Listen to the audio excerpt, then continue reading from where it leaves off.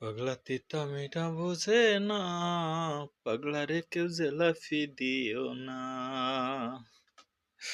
একটু খিচ্চা বইয়া লই। আমাদের ওবায়দুল কাকু কিছু ইন্টারভিউ দিচ্ছে অনেকদিন পর।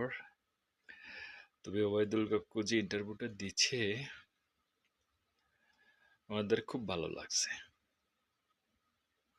সাংবাদিক প্রশ্ন করছে যে আপনারা কি দেশে আসলে আপনারা কি ক্ষমা চাইবেন?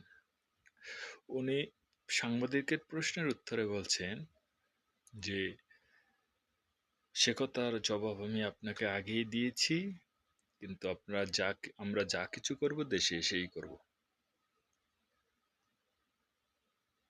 তাই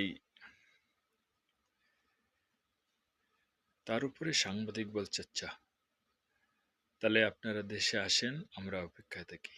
তখন আবার সে বলছে, আমরা যখন দেশে আসব তখন তো আপনারা থাকবেনই না। তখন আবার সাংবাদিক প্রশ্ন করছে যে তাহলে আমাদেরকে আপনারা কি আগের মতো সেই প্রতিহিংসার রাজনীতি করবেন? সে বলছে, না, আমরা প্রতিহিংসার রাজনীতি করব না, কিন্তু আসলে আপনারা নিজেরাই চলে যাবেন, আমাদের তাড়াইতে হবে না।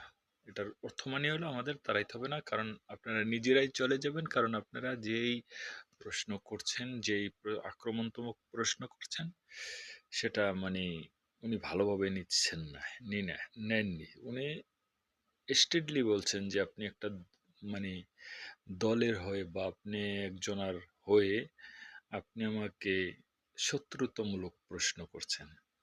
উনি সেই কথাটাই বুঝাইতে চাইছেন ওনাকে এবং বলছেন সে ডাইরেক্টলি।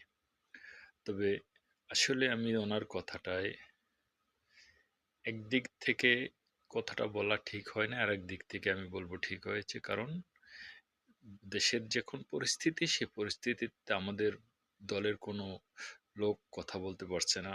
আমাদের কোনো মানে দলের কথা বলার কোনো অধিকারই নাই। সেদিক থেকে আমাদের বিবেচনা করলে তার কথা ঠিক আছে।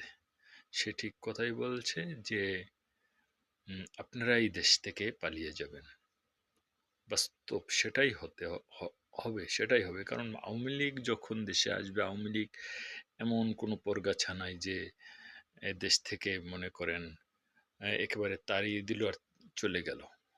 আওয়ামী লীগ লক্ষ লক্ষ কর্মী এখনো দেশে আছে। তবে আমার প্রশ্ন হলো, আওয়ামী লীগ দেশে